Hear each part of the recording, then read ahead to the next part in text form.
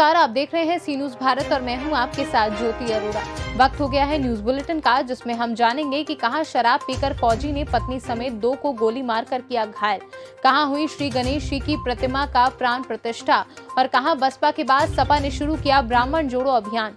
इन सभी खबरों को जानेंगे विस्तार से, तो आइए नजर डालते हैं इस वक्त की बड़ी खबरों पे। बेतिया मुफस्सिल थाना अंतर्गत बरवाद सेना पंचायत के गोड़वा टोला निवासी फौजी के जवान नरेश कुमार रविवार की बीती रात्रि शराब के नशे में आकर अपनी लाइसेंसी दोनाली बंदूक से गोली मार अपनी पत्नी अनीता देवी तथा पड़ोसी स्वर्गीय रामायण शाह की पत्नी वपति देवी एवं काजल कुमारी उम्र 10 वर्षीय को गोली मारकर बुरी तरह जख्मी कर दिया। वहीं मौके पर पुलिस पहुंचकर लाइसेंसी दोनाली बंदूक समेत अवैध शराब बरामद किया है तथा आरोपी फौजी को पुलिस ने हिरासत में ले लिया है। वहीं दूसरी तरफ सभी घायलों का इलाज गवर्नमेंट मेडिकल कॉलेज बेतिया में चल रहा है। ग्रामीणों का कहना है कि फौजी बराबर शराब पीकर ऐसी हरकतें करता रहता है तथा गांव को डराता धमकाता रहता है। इस मामले को लेकर पूरे गांव में दहशत का माहौल है। बेतिया से सी न्यूज संवाददाता राजकुमार की रिपोर्ट।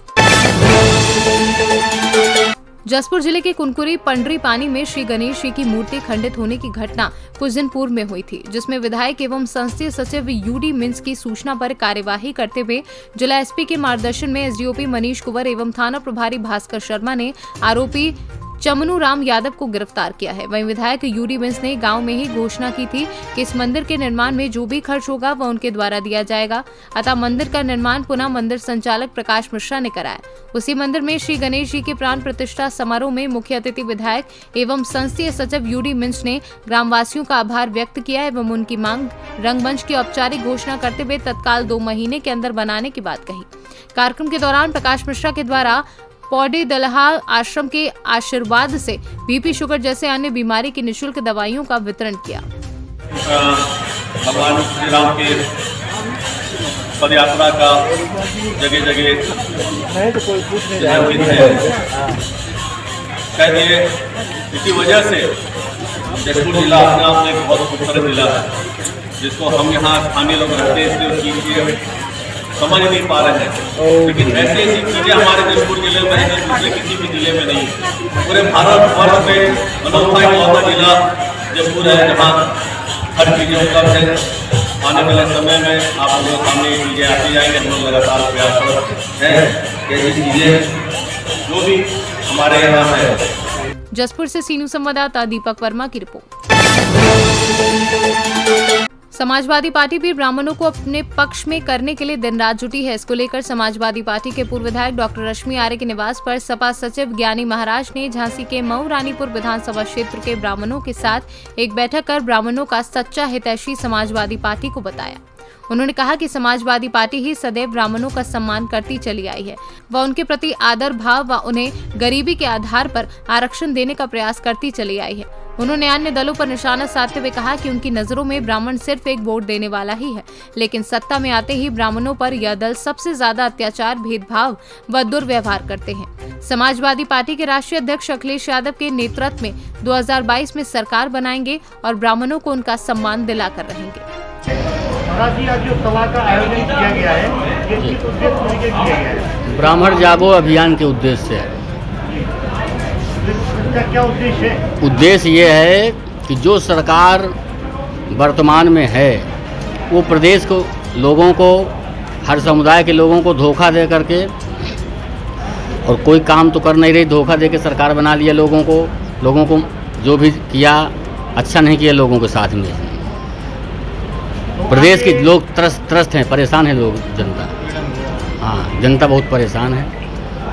तो आगे महाराज क्या रणनीति रहेगी? रणनीति ये रही है कि 2022 में हमारी पार्टी समाजवादी पार्टी सरकार बनाने को तैयार है। हम उसी के सपोर्ट में हैं, उसी के समर्थन में हैं। झांसी से सी न्यूज संवाददाता चंदू रायन की रिपोर्ट।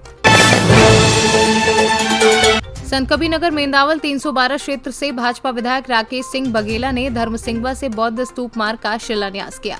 प्रधानमंत्री त्वरित विकास योजना के अंतर्गत बनने वाला धर्मसिंघवा से गौरी राई जाने वाली सड़क के निर्माण से दर्जनों गांव लाभान्वित होंगे। मौके पर क्षेत्र के दर्जनों गणराज्य लोग मौजूद रहे।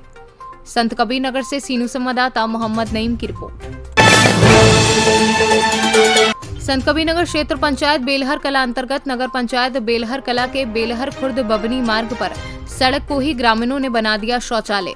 स्वच्छ भारत मिशन पर करोड़ों रुपए खर्च करने के बाद भी यहां लोग स्वच्छता के प्रति जागरूक नहीं हो रहे हैं। संतकबीरनगर से सीनू संवाददाता मोहम्मद नईम की रिपोर्ट। बुलंदशहर में डॉक्टर्स की कमी पर बोले सीएमओ बुलंदशहर विनय कुमार। जनपद के सरकारी हॉस्पिटल में डॉक्टर्स की कमी इतनी है कि हड्डी वाले डॉक्टरों से मजबूरन बुखार वाले मरीज का उपचार कराना पड़ रहा है। जनपद के अस्पतालों में एमबीबीएस डॉक्टर के 258 पद हैं, महज 141 पद पर डॉक्टर तैनात हैं। 141 एमबीबीएस डॉक्टर्स में से भी 10-12 डॉक्टर डिप्लोमा कोर्स के लिए रहते हैं बाहर। सीएमओ के मुताबिक हर माह भेजी जाती है शासन के पास डॉक्टरों की कमी की रिपोर्ट। सीएचसी और पीएचसी में 40 स्पेशलिस्ट चिकित्सकों की जगह है, जबकि सीएचसी पीएचसी में 5 स्पेशलिस्ट डॉक्टर से चलाया जा रहा काम। जिला अस्पताल और जिला महिला अस्पताल में भी 28 पदों की तुलना में महज 13 स्पेशलिस्ट डॉक्टर्स काम कर रहे हैं। ये हमारे यहाँ जो चिकित्सकों की कमी है, इसकी नियमित रिपोर्ट शासन को जाती है। हर महीने एक रिपोर्ट बन के जाती है कि इतने पद स्वीकृत हैं और उनमें से इतने रिक्त हैं।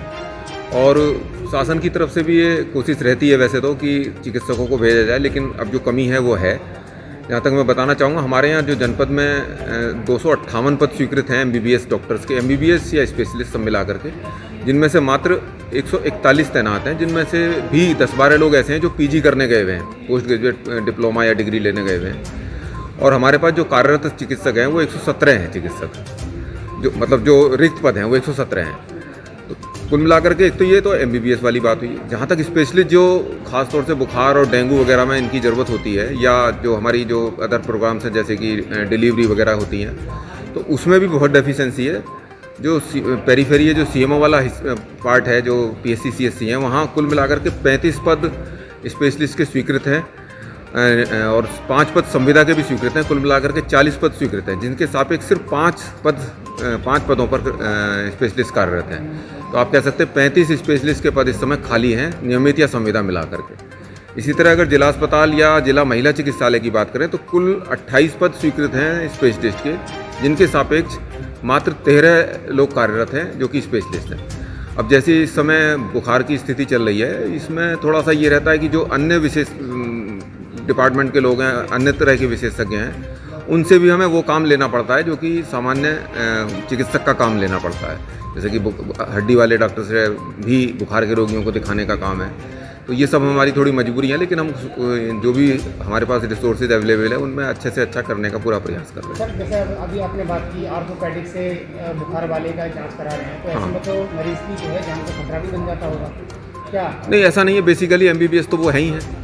उसके बाद उनकी विशेषज्ञता है, एक हड्डी रोग विशेषज्ञ, वो अपना काम भी करते हैं, लेकिन आवश्यकता पड़ने पर ऐसा भी काम करते हैं कि भाई ठीक है, अगर भीड़ ज़्यादा है तो उन मरीजों को भी कुछ समय के लिए देख लें अपने नियमित कार्य घंटों में।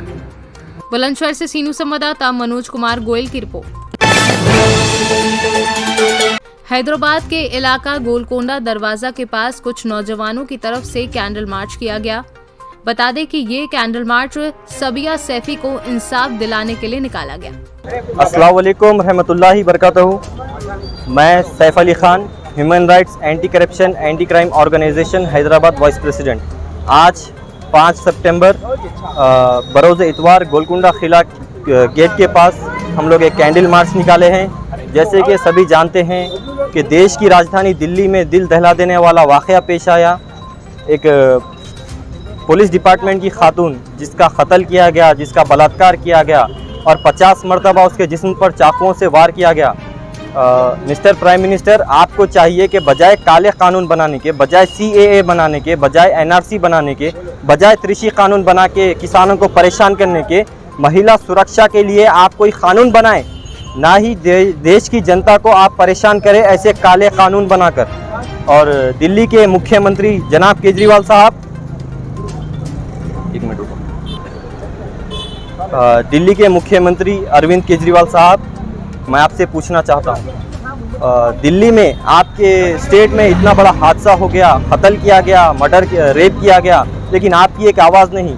आज से करीब 1 महीना पहले भी एक मासूम का बलात्कार हुआ था। आपने उनके घर वालों से मुलाकात की और उनको दिलासा दिया। इस बात की हमें खुशी हुई कि एक मुख्यमंत्री ने जिस लड़की का बलात्कार हुआ उनके घर वालों को पुरसा दिया लेकिन आज एक मुस्लिम लड़की का रेप होता है, एक हफ्ता बीत जाता है, इसके बाद भी आपकी एक आवाज़ नहीं। क्यों साहब, आपका ये दो नज़रिया क्यों? मुसलमानों के साथ अगर रेप होगा तो क्या आप आगे बढ़कर नहीं आएंगे? क्या आप उनके घर वालों को दिलासा नहीं देंगे?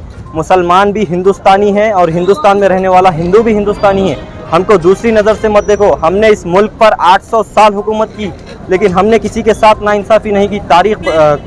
तारीख उठाकर देखिए आप, 800 साल मुसलमानों ने यहाँ पर हुकूमत की, लेकिन किसी के साथ नाइंसाफ़ी नहीं की। तो मैं आपसे गुजारिश करूँगा कि आप भी ज़रूर उनकी फैमिली से मुलाकात करें और CBI जांच करवाएं और उस लड़की को इंसाफ दिलाएं। और जिस किसी ने भी ये किया है, ये ज़रूर गैंग रेप है। इनके खातिलों को और इन रेपिस्टों को फांसी की सज़ा होना चाहिए। जय हिंद, मा सलामा। फांसी दो, फांसी दो। We want justice. हैदराबाद से सीनू संवाददाता यूसुफ की रिपोर्ट। आपको बता दें कि मिली जानकारी के अनुसार ब्लॉक तालबेहट क्षेत्र की ग्राम पंचायत उदगुआ के प्रधान पुत्र का ऑडियो सोशल मीडिया पर वायरल हो रहा है, जिसमें वह अपनी सरकार बनते ही पुनः गुंडागर्दी के बल पर डर की भावना फैलाने की बात कर रहा है। उक्त ऑडियो में वह कई तरह के अवैधानिक कार्यों को अंजाम देने की भी बात कर रहा है। हमारा चैनल वायरल ऑडियो की पुष्टि नहीं करता है। गांव के ही कुछ लोगों ने कोतवाली तालबेहट में एक शिकायती पत्र देकर मामले में कार्यवाही करने की मांग उठाई है। वहीं आपको बताते चले कि ग्रामीणों का कहना है कि दबंग प्रवृत्ति के गुंडे प्रधान पुत्र पर हरिजन एक्ट और गुंडा एक्ट जैसी कार्यवाही हो चुकी है और वह मामले आज भी न्यायालय में लंबित चल रहे हैं। सही है, और हम सब हैं, हम गुंडा हैं, मवाली, हम सब हैं। और हमने जितना हमारी सरकार बन जाए उतना हम पेट्रोल पंप पर पकड़ के मारे तुम्हें। और हमने कि तुम अब राम निवास के घरे जाओ, हम तुम्हें बताएं। हमें जितना जानकारी मिल जाए उतनी हम तुम राम निवास के घरे जाओ, हम तुम्हें बताएं। कल वो मैं काय को जाऊंगा, मुझे क्या मतलब? वो जो कल उसकी शिकायत थी, वो शराब बेचता है, आप पिकवाते हो। क्या नाम है तुम्हारा? हमारा महेंद्र सिंह राजपूत है और हमारे जो यहाँ के अध्यापक है महेंद्र बुद्ध। तो कौन से गांव के निवासी हो तुम? उदगुआ। क्या घटना है? हमारे साथ ये घटना है कि हमारे जो महेंद्र बुद्ध हैं उनके साथ मैंने गवाही दी थी, हरिजन की। और आज़ाद मेरे घर आता है और धमकी आता है कि मेरे पक्ष में बयान दूँ आप, वरना फिर तुम्हें मार के फेंक। आज़ाद कौन है जी? आज़ाद है जी विजय सिंह प्रधान का लड़का है।